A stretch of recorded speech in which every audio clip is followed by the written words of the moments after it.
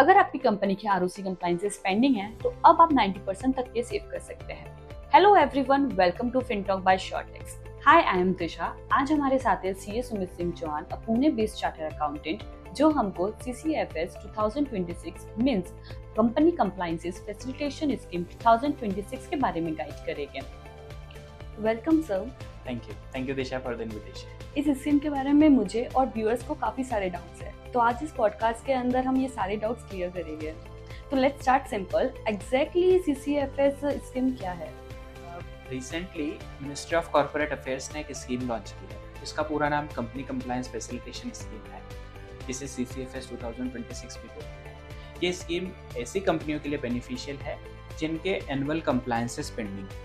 इस स्कीम के माध्यम से ऐसी कंपनियां 10% ऑफ द एडिशनल फीस का पेमेंट करके अपने पेंडिंग कंप्लायंसेस को रेगुलराइज कर सकती है, यानी कि 90% ऑफ द एडिशनल फीस का वेवर उन्हें इस स्कीम में मिलने वाला है। तो ये कौन कौन सी कंपनीज के लिए यूजफुल है?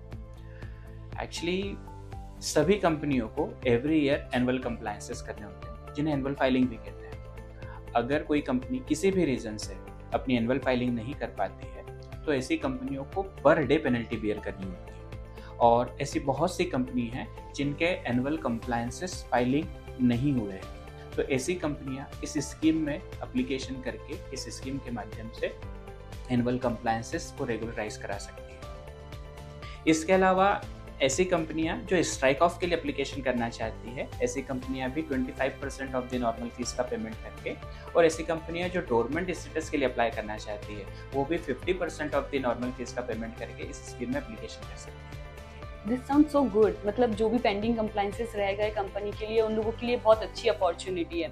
वैसे इसकी कोई डेडलाइन है? हाँ, ये एक वन टाइम अपॉर्चुनिटी है। ये विंडो 15 जुलाई 2026 तक ओपन है। अगर कोई कंपनी 15 जुलाई 2026 तक ये कंप्लायंसेस नहीं करती है तो इस बात की बहुत संभावना है कि ऐसी कंपनियों के अगेंस्ट में पेनल्टी प्रोसीडिंग्स इनिशिएट की जा सकती है, उन्हें शो कॉज नोटिस भी इशू किए जा सकते हैं, और ऐसी कंपनी के डायरेक्टर्स को डिस्क्वालीफाइड भी किया जा सकता है from being appointed as a director in any other company. एक और डाउट था, ये जो स्कीम है ये सिर्फ लास्ट ईयर की कंपनी जिनके पेंडिंग कंप्लायंसेस रह गए उनके लिए है, या जिनके लास्ट टू लास्ट ईयर्स भी अगर पेंडिंग है तो वो लोग भी इसके लिए एप्लीकेबल है? एक्चुअली ये स्कीम उन्हीं कंपनियों के लिए लाई गई है जिनके कंप्लायंसेस पेंडिंग है, आइदर लास्ट ईयर के या लास्ट टू लास्ट ईयर के जितने भी पेंडिंग कंप्लायंसेस है वो इस स्कीम के थ्रू कंपनी रेगुलराइज कर सकती है।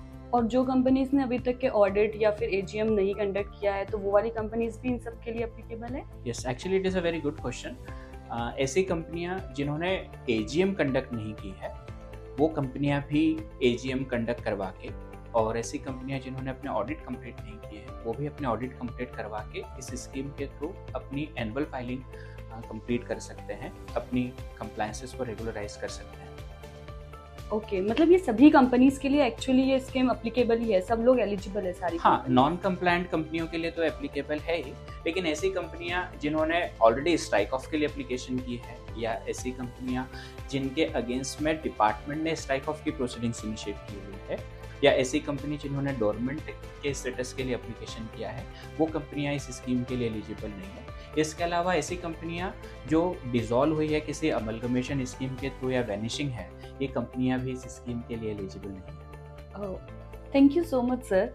इतनी सिंपल वे में आपने स्कीम को बहुत ही अच्छे से समझा दिया। मेरे और व्यूअर्स के ऑलमोस्ट सारे डाउट्स क्लियर हो गए, तो thank you so much to come here. Actually ये बहुत इंपॉर्टेंट इन्फॉर्मेशन है, वो भी एक लिमिटेड टाइम के लिए। So thank you so much for the invitation. Thank you Disha. अगर आपकी कंपनी में पेंडिंग कंप्लायंसेस है तो ये राइट टाइम है एक्शन लेने का। आप अपनी कंपनी की स्टेटस चेक करवाने के लिए हमसे कांटेक्ट कर सकते हैं। Don't miss this opportunity. 15 July 2026 is the last date. Thank you.